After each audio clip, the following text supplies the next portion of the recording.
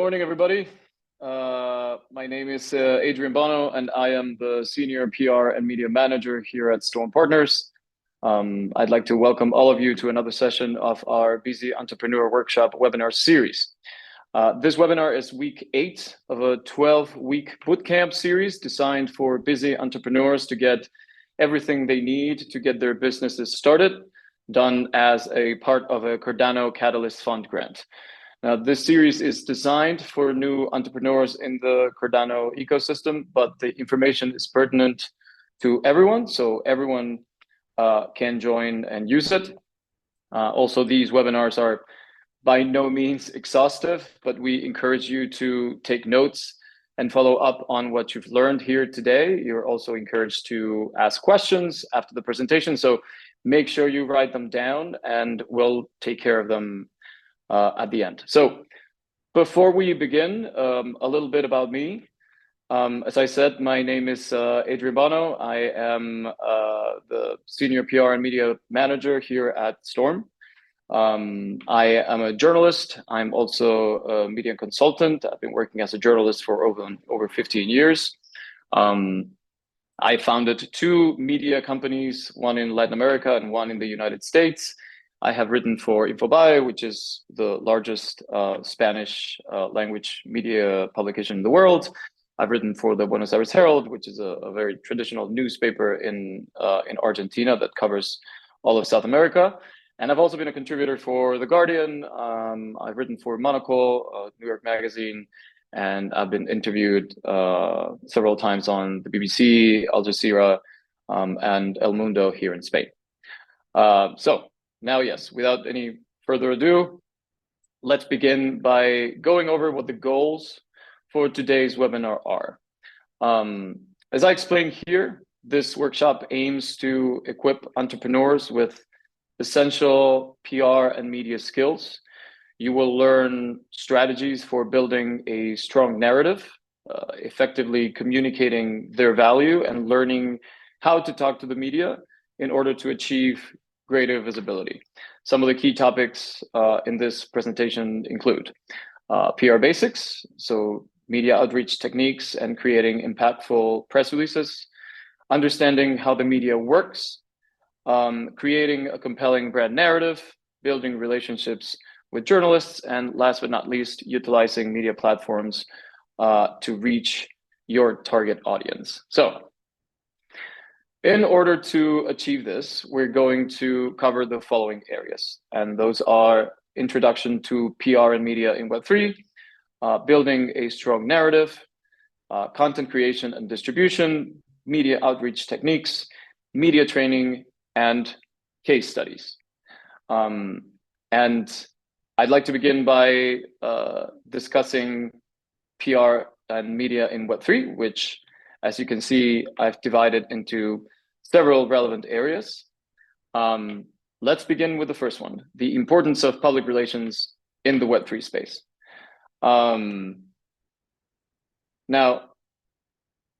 I know that many of the people participating here today probably don't have a lot of experience with the media or interacting with the media. The goal here is to give you all the basics so that you know how to talk to them, right? And let's begin with the first question. Why is public relations and why are media relations important? And the answer is that there's a few reasons as to why both public relations and media relations is important. PR or public relations, along with media relations, definitely increase your brand's visibility in the market. It helps you reach a wider audience through various media channels, right? Having a consistent media coverage helps in keeping your brand fresh in the minds of users and consumers. The more you appear in the media, the more people will remember who you are. Being featured, appearing in television, radio, newspapers, online news sites, being featured repeatedly there in any reputable media outlets and getting endorsed by journalists and also influencers will definitely help boost your brand's credibility. also appearing regularly in the media and publishing thought leadership pieces help you position your brand as an authority in the Web3 space. And lastly, a consistent media coverage and a strong PR presence could hopefully attract potential investors and strategic partners by showing your brand's success and potential, right? So as I said before, if you're hoping to achieve all of this, it's very important to understand the media landscape and the people you will be working with. And these are journalists, these are editors, these are writers, opinion leaders, influencers, right? Now, I'd like you to take a look at this slide. I'm sure that many of you will recognize many of the media companies that appear there. If you do that, that's good. That means that you're informed and that you follow the news. At the same time, I can guarantee that 95% of the people that you know, informed people who follow the news, they have no idea what many of those publications are. And that's because most people these days, they read what we call mainstream media, or some people in Web3 also call them traditional media. We prefer mainstream media. And these are the media, or sometimes called legacy brands, that you know, that everybody else knows, that they've been around for decades or centuries, right? I'm talking about the New York Times. I'm talking about the Financial Times, Wall Street Journal, The Guardian, magazines like Wired, newspapers here in Europe like Le Monde, Die Zeit. There are many, right? And I'm sure that you know either most or all of them. And just to be clear, many of these do cover Web3, and some of them do a very good job at it. But unfortunately, it's important that we know that the mainstream media or traditional media, it's still learning how to cover Web3. They're still, when it comes to Web3 coverage, they're still in its infancy, and they will get there eventually, right? But for those of us working in Web3, I can tell you it's a daily struggle. And let me explain why. These media companies many times are either understaffed, so they don't have anyone who can cover Web3, or they just simply don't care. And I don't blame them. This is an industry that they still don't understand. To many of them, not all, so it's wrong to generalize, but to many of them, blockchain and crypto even mean the same thing. They don't understand the difference. Sometimes they only will write about anything related to Web3 if it's about how somebody lost millions with crypto, right? It's another scam. That's the headline. FTX. This is sometimes the only thing that people will remember. And it's not necessarily their fault. I've talked to many editors and journalists who have a genuine interest in covering more about Web3, but it's actually the readers who sometimes will be furious at any article that talks positively about crypto, because they call it, or they say that it's sort of like glamorizing a scam. So the few journalists who have an interest in covering more about Web3 in the mainstream media, sometimes they feel that they either will write only about crypto being a scam, or don't write about it at all, because then they get backlash from either their editors or from the readers. So in short, just to sum up, the mainstream media still doesn't fully understand Web3. The mainstream media is still skeptical of Web3. And the mainstream media still mostly covers Web3 news, usually crypto, from either a social or a negative financial impact angle, which again leaves us with Web3 media, or as some people call it, crypto media. I'd like to stop here for a second because this is also very important. Now, don't get me wrong, a lot of the publications that you see on that list do incredible journalistic work, even if many of them don't even have enough funding. CoinDesk, The Block, Be in Crypto, The Defiant, the list is very long. There are many, many Web3 publications that do fantastic journalism. And as a journalist myself, and as someone who believes it's still important to support good journalism, I really hope that if you have the ability to get a paid subscription to any of these publications, you do it. And let me tell you why. It's one of the reasons why the quality of the media has gone down in the last few decades. Is because they've lost their funding. So if we want the media to do better, then we need to support them. So these are the media outlets that you want to establish a relationship with. If you are in Web3, then these are the ones that you want to start talking to. Now, the journalists you want to meet and you want to work with and reach out to are in those media outlets because right now they're the only ones who understand the industry, who will respond to your emails if they think that there's a story, and who will cover it because they care about their readers. And that being said, there's one thing I'd like to mention before I move on, and that is a big problem that these days is plaguing Web3 media, and that is what I like to call zombie media. Now, these are publications that pretend to be legitimate media outlets. In fact, they look like it. But the truth is that they are just blogs that are accountable to no one and will do anything in order to get clicks. And this is not good for the Web3 media because people who don't understand the difference sometimes will fall for them and they will get a negative perspective or negative opinion on what is happening in Web3 right now. So it's very, very important that you are aware that these websites exist, these zombie websites.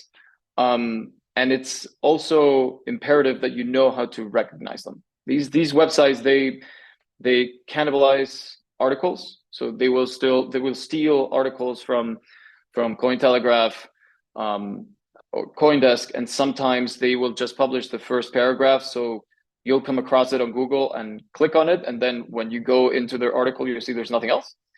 So it's just clickbait. There's also no editorial team. So if you see an article with a byline that says admin, please run. But they may also even make up full names in order to make people think that there's lots of people working there when in fact there just isn't. They're also riddled with misinformation. Obviously, there's no fact checking. They may even publish disinformation on purpose in order to cause a certain effect in the community, which could translate into a PR problem for a company or a brand. We're going to discuss that later. There's also no compliance department, so you can publish literally anything you want, even financial advice, as long as you pay, and no one cares. And all of this, of course, contributes to skepticism. People come across these websites and get the perception that everything in Web3 is scams. Okay, so how do you spot these zombie websites? It's very simple, actually. If you look at them, you'll see that they have sort of like a messy, unpolished layout. It's all very confusing. There's lots of disinformation. There's also lots of Google ads everywhere. There's suspicious bylines. Like I said, some of the articles are, the byline under them is admin. There is no original content. Everything has been aggregated from other legitimate Web3 websites. There are no journalistic standards. So when you read the articles, you can see that there's something wrong with the tone or with the way that they present the information. And last but not least, they will always ask for money if you want to get something published. Always.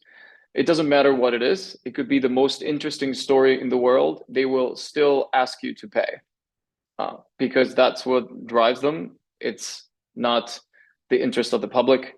It's actually profit. Okay. So as long as you stay vigilant, you'll be okay. But just remember that these websites exist. Now, let's move on to, now that you know and understand the different types of media outlet, let's start from the beginning, right? Let's talk about the narrative that you need to build in order to appeal to that media, okay? You've identified the publishers, you've identified the different media companies. What are you going to do in order to be attracted to them? Having a strong brand narrative is what is going to differentiate you in a very, very, very crowded marketing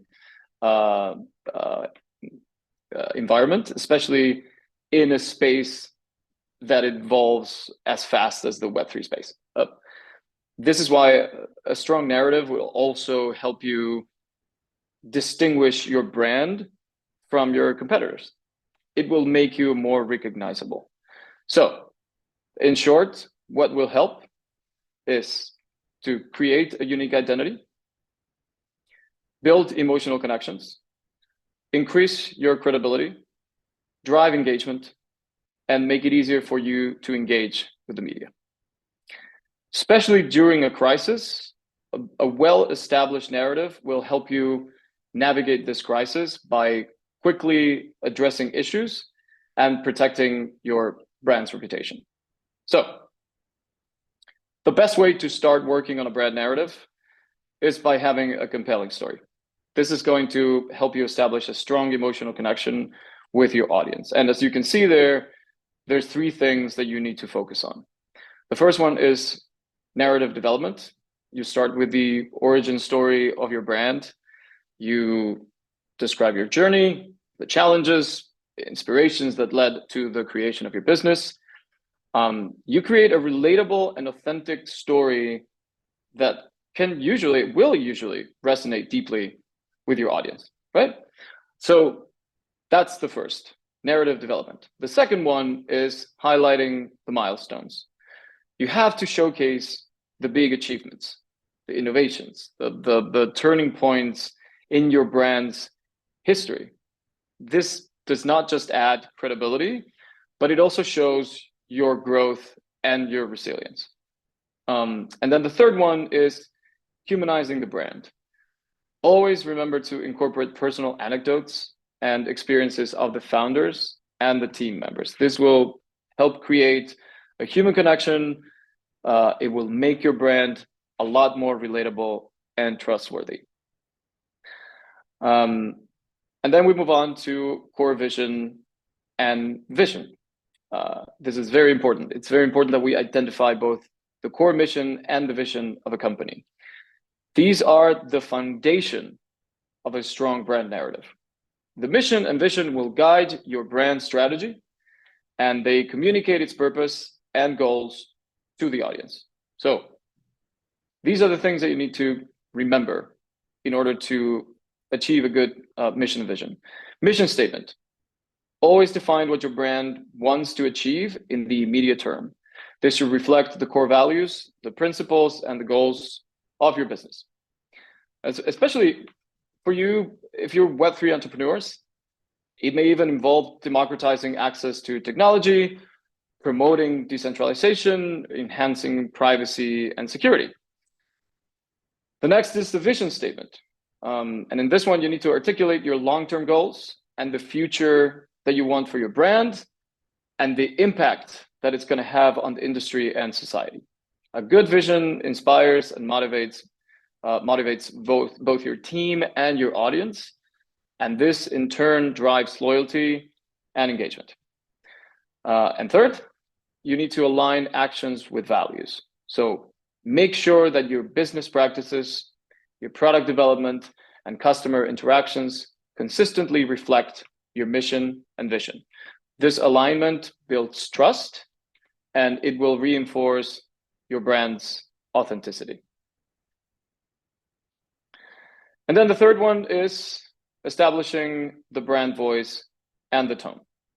Now, having a consistent brand voice and tone will help create a recognizable identity that will resonate with your audience. So when it comes to brand voice, this represents your brand's personality and values. It should be consistent across all communication channels. For Web3 brands, the voice should be innovative, forward-thinking, community-focused. It should define key characteristics that will embody your brand's ethos, such as being transparent, empowering, or inclusive. Then there's the tone. The tone is the emotional inflection applied to a brand voice. So adapting to different contexts and audiences. While your brand voice remains the same, the tone can vary depending on the platform or on the content type or even on the situation. So for instance, your tone might be more formal and informative in a white paper, but it can be casual and engaging while posting on social media.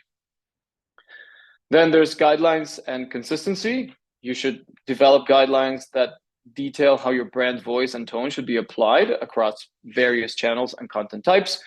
This way you make sure there's consistency, and that makes your brand easily recognizable and reliable in all interactions. And then last but not least, there's engaging content creation. This is also very important. You should always apply your brand voice and your tone in creating engaging content that appeals to your audience. Doesn't matter if it's blog posts, doesn't matter if it's social media updates, newsletters, press releases, doesn't make a difference. Your content should reflect your brand's character and values. And this leads me to the next big topic.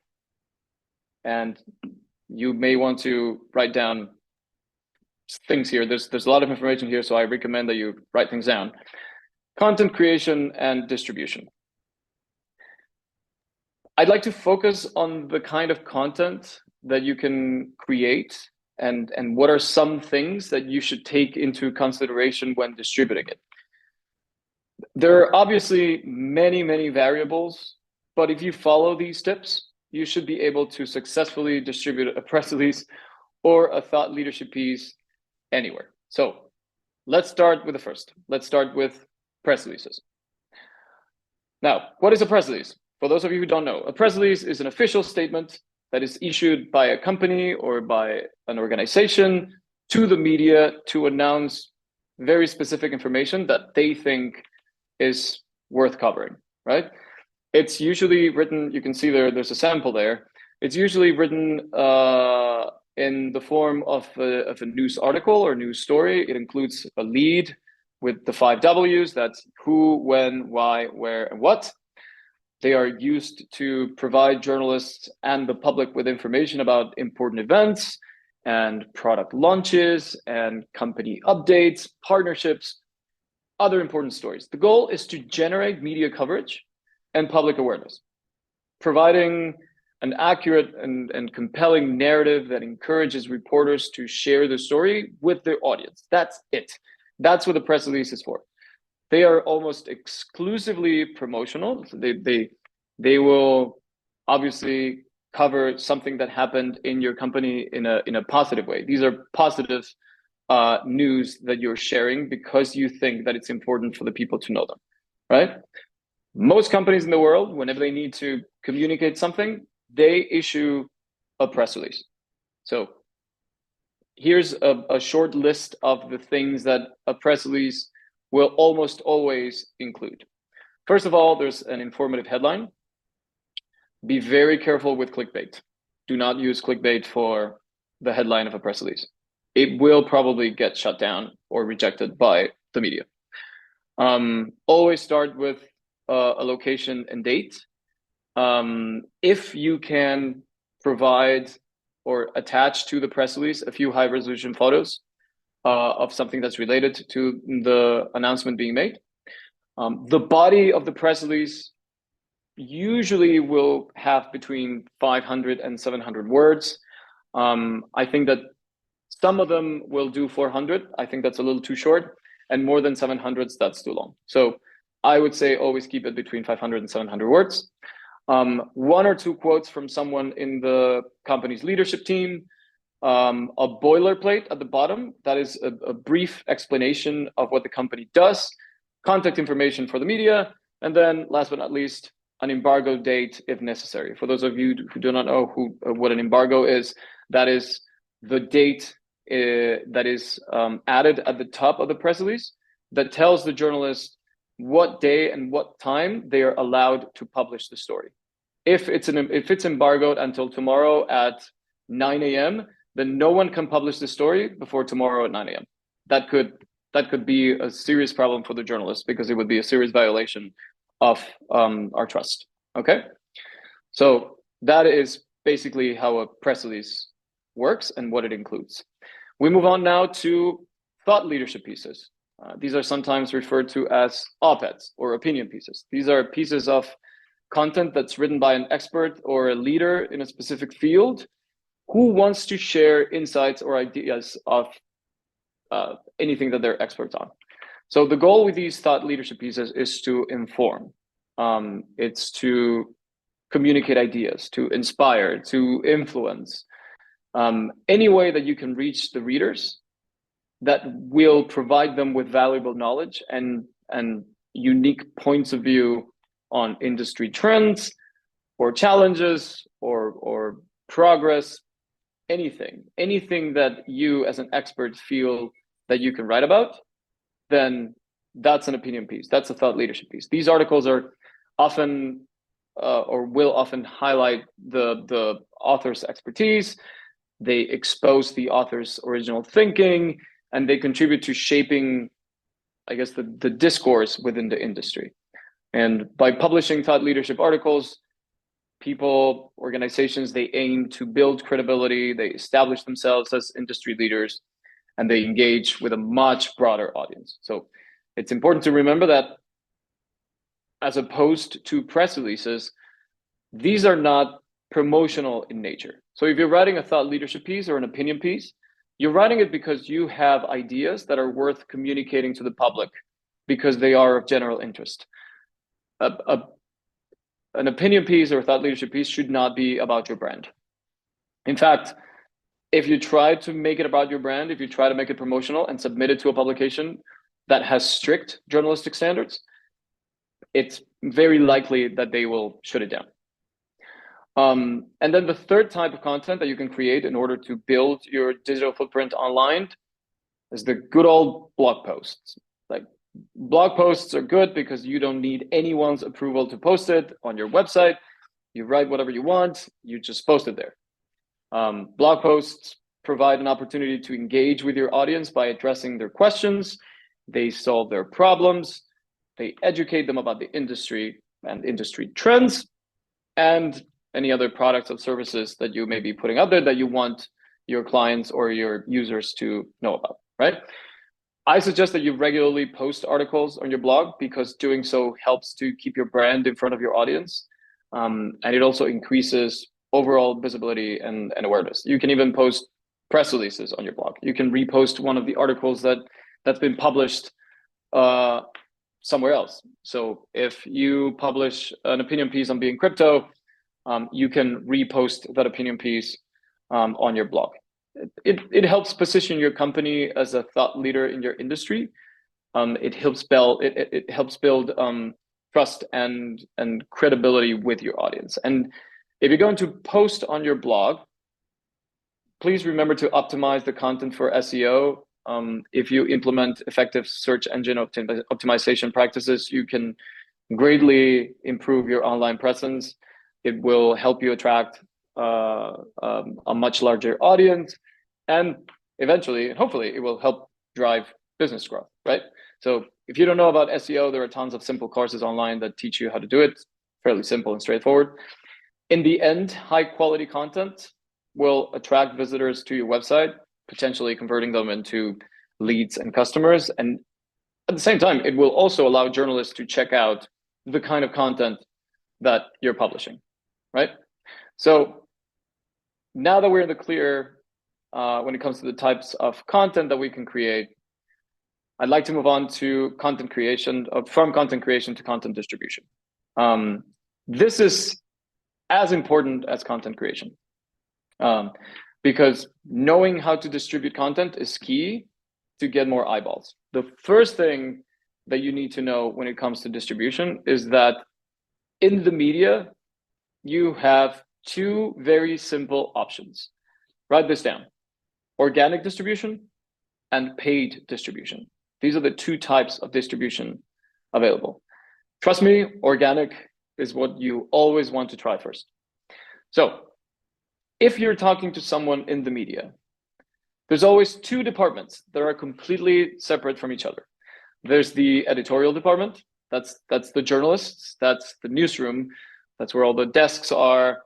That's where everyone is working together, putting together legitimate original content, doing investigative journalism, etc.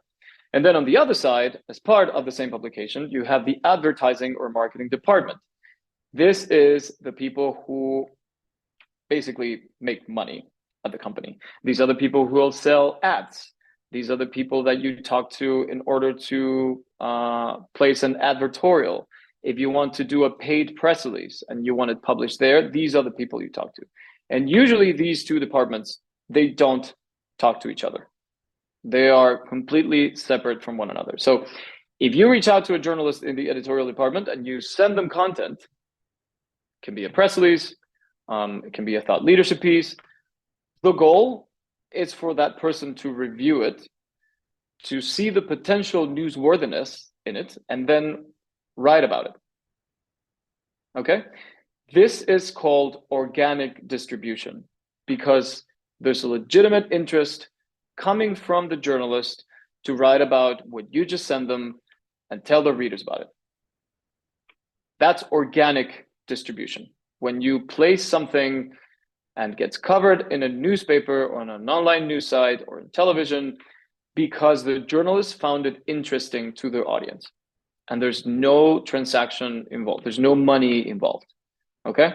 Now, if you're in communication with someone from the advertising department, I can guarantee they will ask you for money. If you send them a press release, they will ask you for money. After all, that's their job. This is what we call paid distribution. If you have the money and you're looking for a quick, easy win, ask the person in the advertising department how much it would cost to publish a press release as is. You pay, your article gets published quickly, word by word, as you sent it. Done. Great. However, organic is always better. Remember, when it comes to organic versus paid, organic is always better. It's more work, definitely more work, but it's more cost efficient and it gets you more eyeballs. Most importantly, it's a lot more legitimate because someone saw your content and thought that it was valuable enough to write about it. So let's say you know exactly who to go to. Let's say that you have the journalist's name, right? You have their desk, what they cover. How do we make sure that that content is picked up organically? Well, there are a few things that you need to take into consideration, and I'd like to go to our next slide, which is organic distribution and how to get it. First of all, and this is something that a lot of people don't like. I understand why, but like it or not, this is the way that the media works, and we have to find ways to work around it, right? And that is the editorial guidelines. Now, editorial guidelines are the rules that govern the content creation process within a media company. Now, each company has their own editorial guidelines, so they can be very different. These can go from how to spell a word to whether a type of story is covered. So just so you know, some of the key editorial guidelines in a media company may include tone, may include voice, content type, formats, style, language. They may even include how to quote someone, or how to disclose your sources.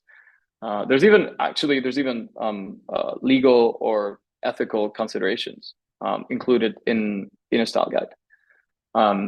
And sometimes those guidelines, unfortunately, will clash with our own content, because what we consider newsworthy for these publications, maybe it's not worth covering. And that happens all the time.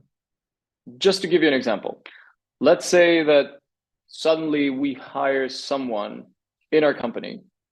This is someone who is a pretty public profile. This is someone who has a great reputation in the industry. We're super proud. We managed to get this person to join our team. We're excited about it. We want the entire world to know. So what do? As I described before, we put together a press release, right? We detail who this person is, their career experience, how much we paid to get that. There's so many things that we'd like to include in a press release because we're proud of it and we want the world to know, right? We send it to CoinDesk. We create the press release and we decide to send it to CoinDesk, arguably #1 Web3 publication in the world. And that's when we find out that CoinDesk doesn't cover new hires. Why? Because it's in their editorial guidelines. If you send a press release that describes a new hire, CoinDesk will reject it because they don't consider that to be interesting enough for their audience. Not only that, they also don't cover events. They don't cover token launches. There are so many things that they don't cover that we think are worth covering, that we think that the world should know of, and yet they're going to get rejected at the door because their editors say, no, it's not our policy to cover this, right? That's something that we will always struggle with. When your company does something great, you want everybody to know, but that doesn't mean that the media will be interested in picking it up. However, and here's the good news, there's always ways to spin the story, if you will, in order to make it more palatable to the journalists. So, for example, you can either offer the story as an exclusive. That means that CoinDesk, in this case, is going to be the first and only publication to have that story published. So they are going to be first, right? Maybe that will make it more interesting to them, and maybe they will find a way to work on an angle that works for you and them. Maybe if there's an embargo, as we said, as I said before, maybe if there's an embargo on the story, you can have a conversation with the publication so you allow them to run the story 15 minutes before everyone else, which means that, again, they would be first, right? Or you just find a way to spin it or flip the focus of the story so that they will still cover it. Okay, so they don't cover new hires. Right, understood. Can we change the angle of the story so it's more interesting to them? So rather than making it about the new hire, can we make it about all of the changes that this new hire will bring to the company? That's definitely more interesting. The story is still going to be there because when the article gets published, that person's name is going to be there because that's the person that's bringing all of these changes. But the angle of the story, the main part of the story, is no longer the hire, it's the changes that that person is bringing to the company. Okay? So always think about what you're trying to communicate. And this is also very important. What's the main takeaway of the story that you're sharing, the story that you're distributing with the media? What is the goal of this content that you're distributing? Just to give you a quick example, this week, we in the PR media team, we had some back and forth with an opinion editor in a tier 1 publication who kept asking us, what will the reader do with this information that we're giving them? And this was for a thought leadership piece, right? And it was a very interesting exercise because it forced us to really look into our article and make sure that it had a purpose. This isn't just about showing readers how much we know. It's also about providing value to the readers. And that is very, very important. And now that you know about content creation and you know about content distribution, then let's focus on media outreach, right? You have the content, you know how to distribute it. You know what to do and what to say in order to distribute it. But do you have the network to do it? Do you know the people in different newsrooms that you can send this information to, and not only know who they are, do you know whether they're going to read your emails or pay attention to your calls or your text messages? This is a very, very important part of PR. This is literal public relations, and this is the process of media outreach. This is when you proactively engage with journalists, with editors, with bloggers, anyone who is in the media that you're trying to communicate with and create a relationship with that will eventually lead to helping secure media coverage for your brand or your product. Now, I know that maybe some of you are thinking, oh, this is simple, right? It's not. It involves a lot of research. It involves understanding how to talk to people, and it takes a long time. It really is like developing a friendship. It just doesn't happen overnight.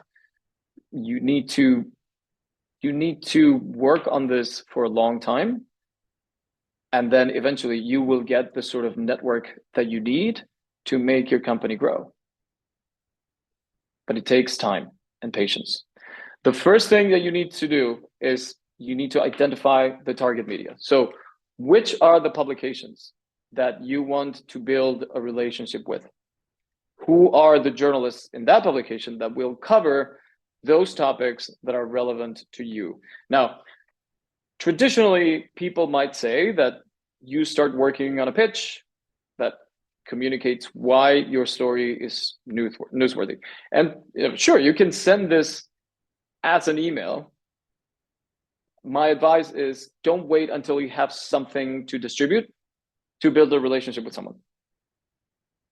Once you've identified who they are, start interacting with them. Engage with them on social media. If you see them at events, go talk to them. Just write to them. Just simply write to them. Send them an email, introduce yourself, tell them what you're doing, and ask them if they'd be free for a 15-minute call on Zoom. The key is to make it personal. And by the way, you'd be surprised to see how many people, including journalists, are willing to sit down for a 15-minute call with a complete stranger. You just need to do it. As long as you don't bombard journalists with emails over and over and over, you'll be okay. Just as a personal anecdote, when I was actively working as a journalist, I would get so many emails from different PR organizations every day, all the time. It was just like nonstop. I would get 30, 40 emails a day from different PR organizations that were trying to get my attention. I would say that 99% of the time, their outreach didn't work. First of all, it just felt impersonal. Many times I would open the email and it would say, "Dear," and my name would be written in a different font, which I think looks terrible. it means that it's been sent. It's a mass email that's been sent to everybody, right? Avoid that. Make it personal. Write to that person directly and ask for a Zoom call. You will be surprised to see how many of them will say yes. So do research about these journalists, connect with them, and make sure that you build a relationship with them. Again, it will surprise you to see how approachable they are.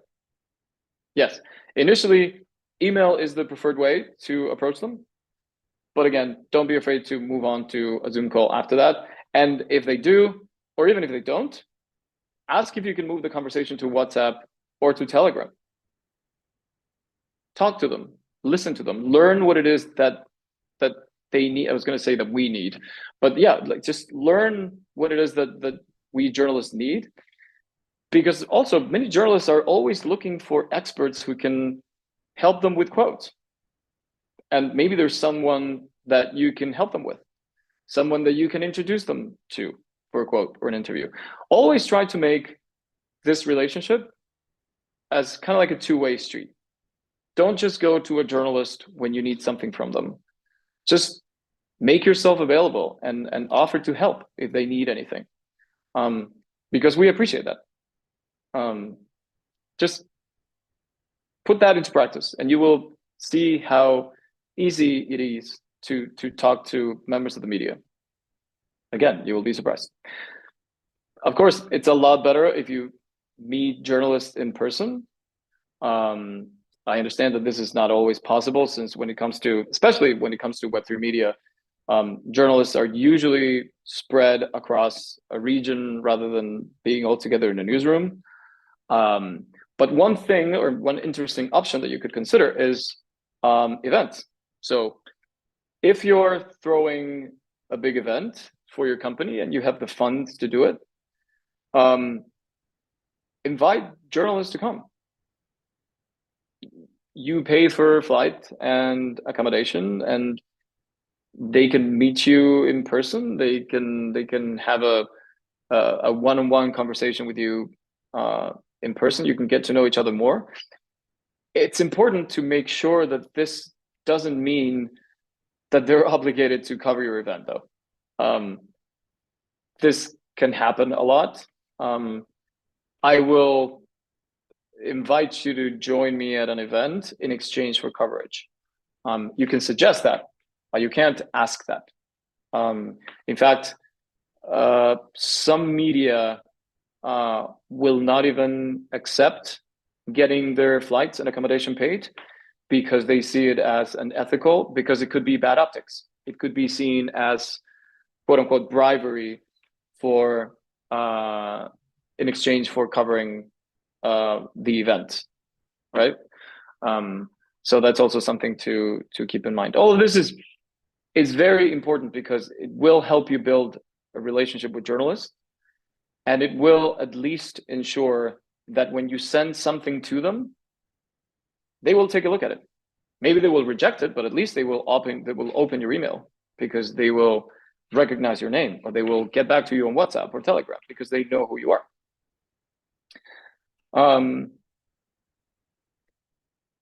And now I'd like to focus really quickly. We still have some time, but I'd like to focus a bit on media training, which is a form of coaching that's designed to prepare all of you to communicate effectively with the media. Let's say that you managed to, let's say you've done it, right? Let's say that you managed to get a big story about your company covered by a tier 1 publication, or your thought leadership piece that you published on Cointelegraph or Being Crypto or the Financial Times, it's gone viral, right? You've made it. Your PR strategy has succeeded, and now suddenly many people in the media want to interview you. Okay, so this is where media training comes in. Now, full disclosure, usually media training takes a long time. And there are workshops for spokespeople, for executives, other representatives from companies that will train to get the confidence that they need in order to deliver clear messages when interacting with the media. Now, yeah, this isn't very different from media outreach. That was about your ongoing relationships with journalists. And this is about how you behave with them when suddenly the camera light goes on, or when you're being recorded in an interview, or when you're on television, or when you're in a podcast. So, as I said, this type of training can usually take days, sometimes even weeks. It depends on how much you want to master the art of speaking to the media. But I think it's important to mention, so I'd still like to go over it quickly so that at least you understand why this is relevant. Okay? So let's start with how to interact with the media. Let's just say that CNN calls or CoinDesk calls because they want you to appear on a video interview. Great. Here are a few things that you need to consider. So first, please understand that you need to know who you're talking to, and you need to know the dynamics of the format. If you're talking to CNN, that's very different from a more laid back publication like CoinDesk, right? You need to understand that each media operates differently, and you need to know how journalists that will talk to you will conduct their interviews. Is this going to be live? Is this going to be recorded? Is it going to be in print? Is it over the phone? You need to keep all of this in mind when preparing it, okay? Then, and this is very, very important, work on your body language. Body language and message. You want to make sure that you look confident in front of the camera, or even when talking to a journalist via Zoom, you want to look confident. So you have to work on your verbal and nonverbal communication skills. If it's video, sit up straight, maintain eye contact, work on your tone of voice. The message is also very important. So practice key messages that represent your organization's goals, and you know that they will resonate well with your target audience. Then try to include, and this is not simple, but again, try to include memorable sound bites that hopefully will be picked up by people on social media and go viral. It's also been demonstrated that people are very good at remembering keywords and statistics during an interview. So make sure that you include a few of those during an interview. And then last but not least, remember to keep it simple. This is something that we learned in journalism school. Always assume that the people watching you or listening to you don't know anything about what you're talking about. Always assume that they have no information. They have none of the information that you're about to give. There will always be people who have not been following the news.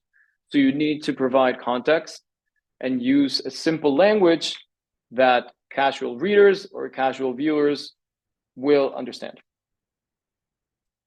Now, I know this is a lot, but it shouldn't be that hard. And the key to this is practice.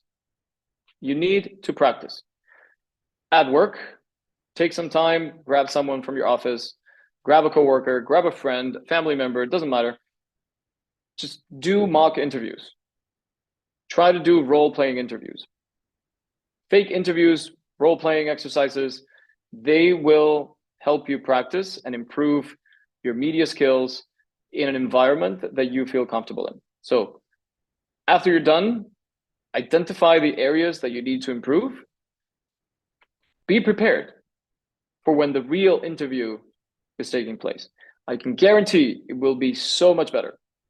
This is like everything in life. The more you practice, the more prepared you will be. Now, and this is the other part of media training. Imagine that something doesn't go as planned. Imagine that your company goes viral on social media for the wrong reasons, or there's a disinformation campaign against you that's spreading false information about you, or a journalist just gave you a bad review. This could happen. Actually, this might happen to you, happens to all of us. This is when the second part of media training comes in, and that is crisis management.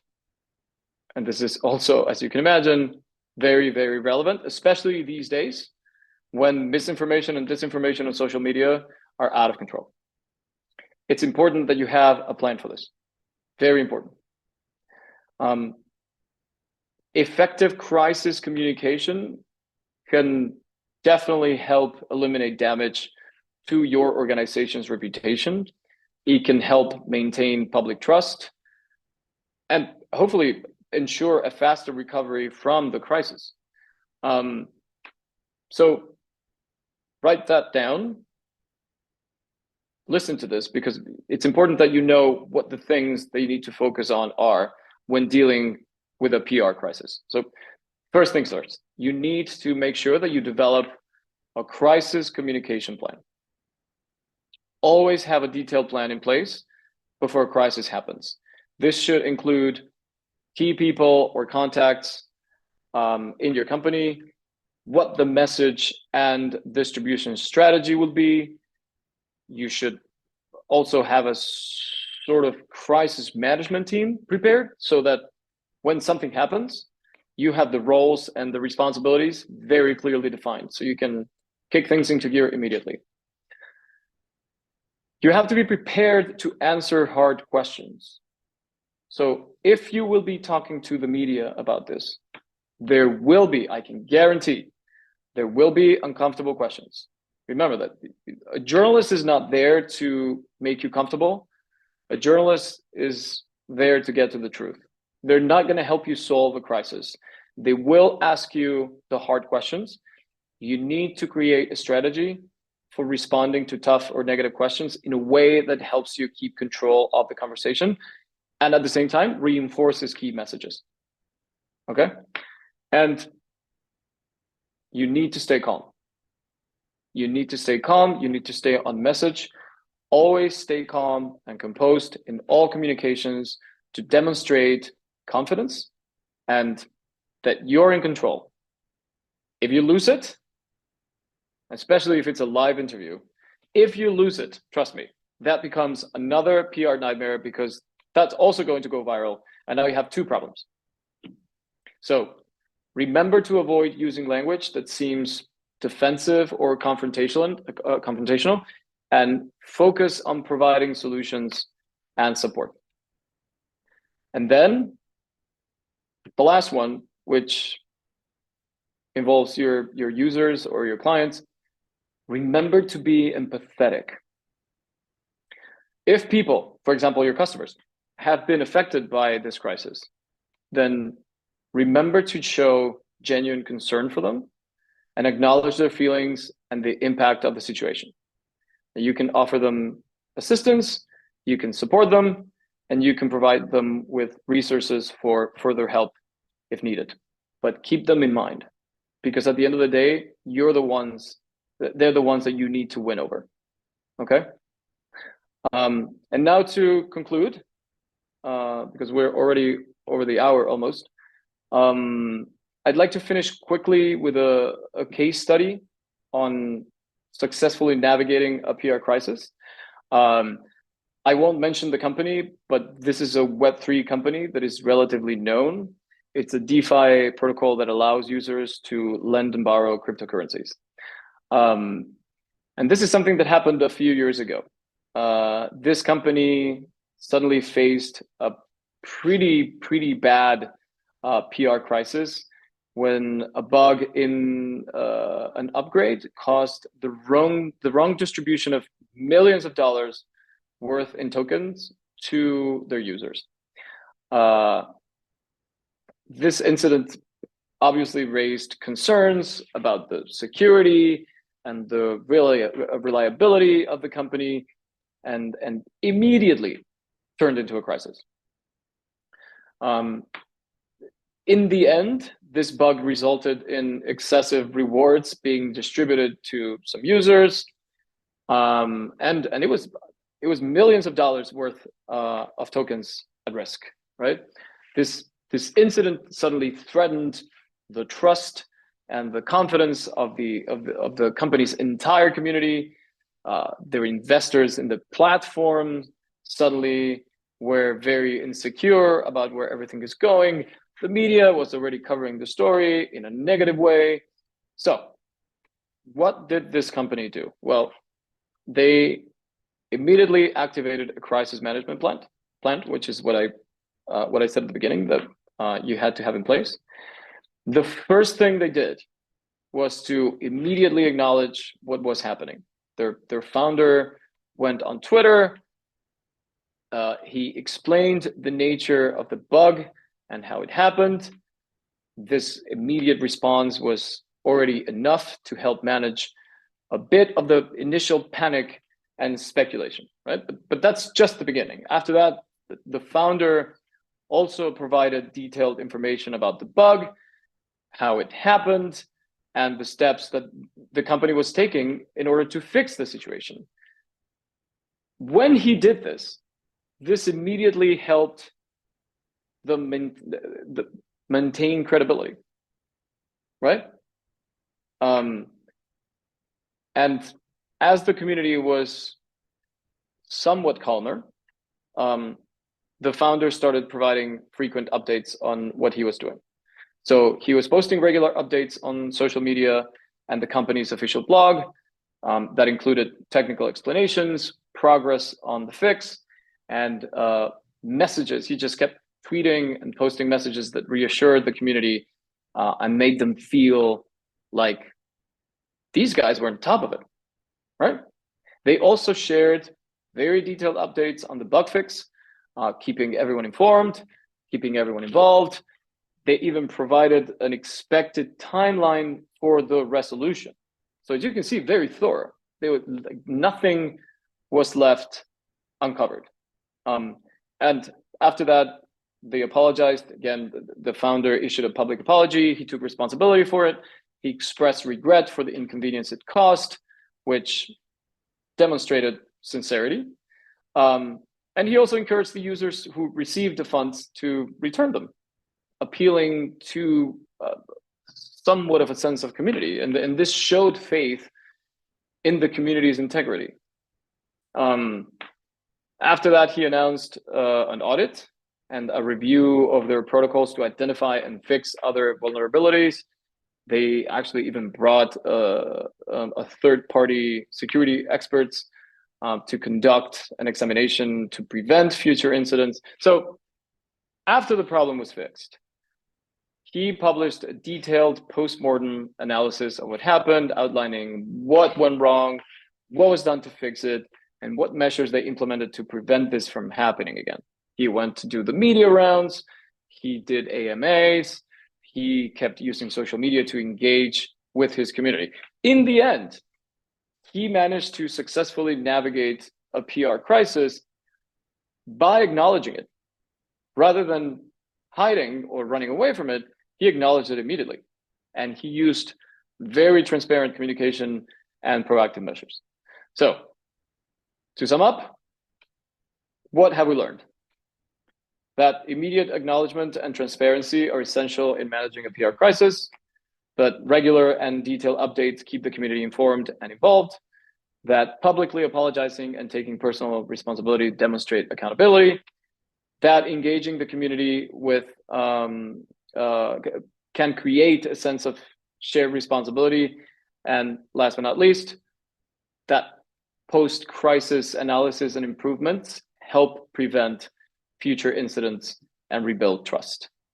So make sure that you remember all of this. And that's the end of it. This has concluded the 4 weeks of marketing-focused webinars in this series.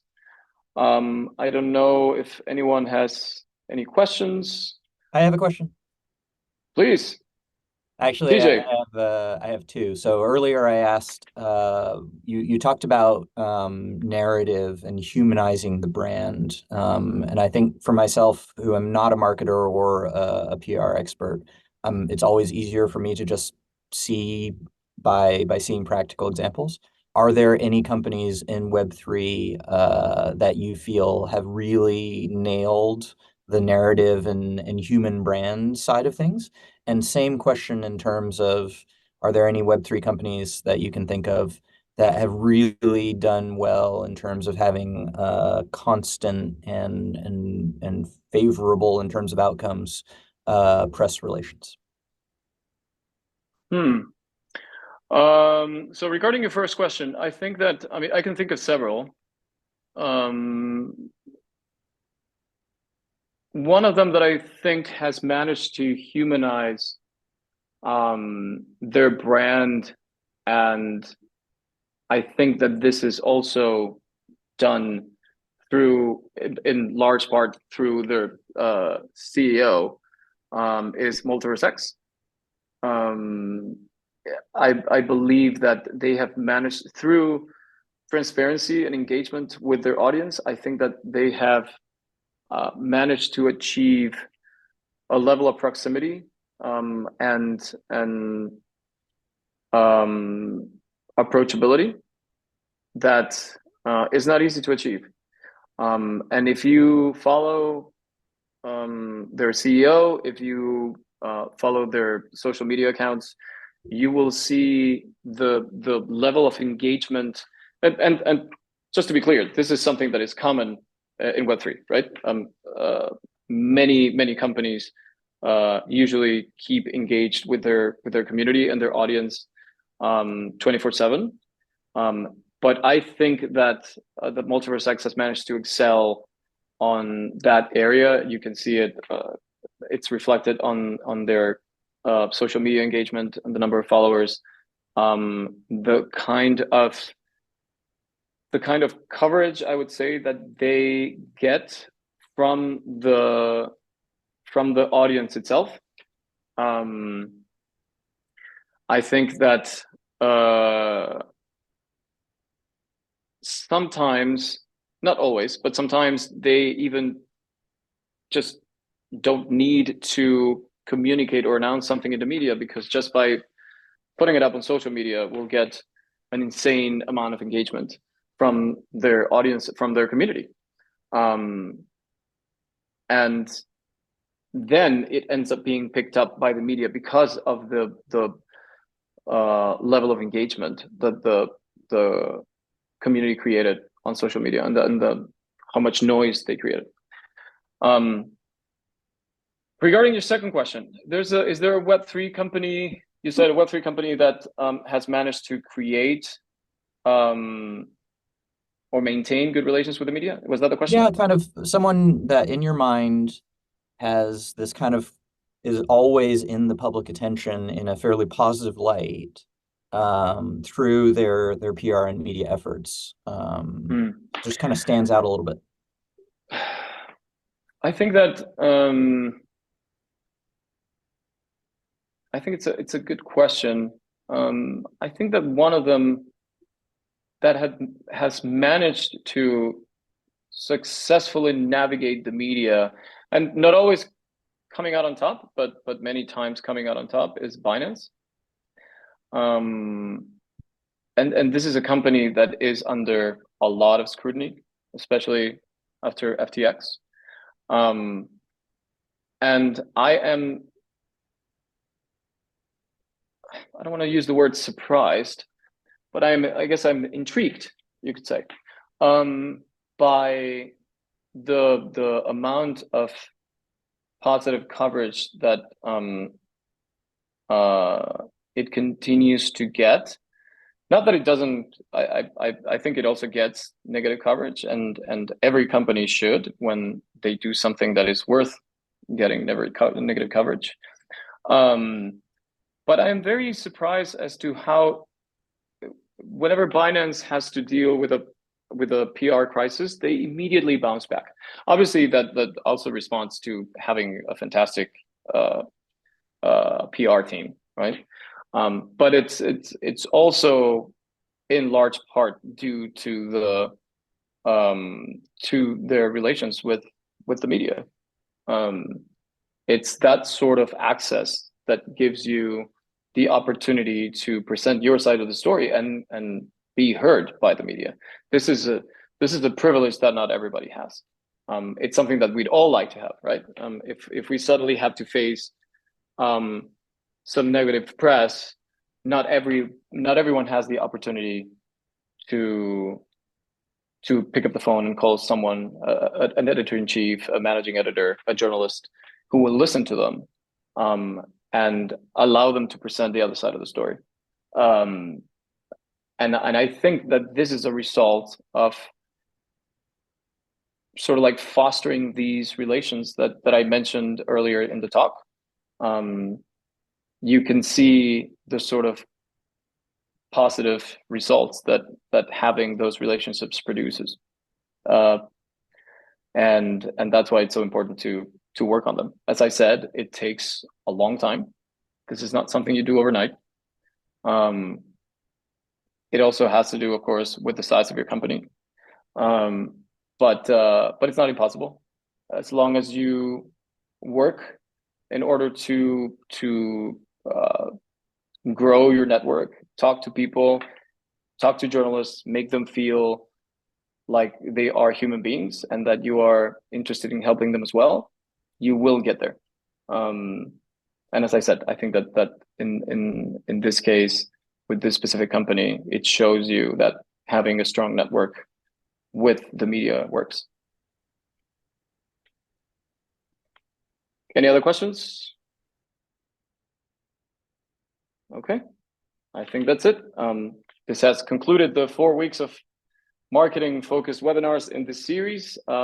Next week, we'll kick off the last 4 weeks, all of which will be focused on the finance and fundraising side of being an entrepreneur.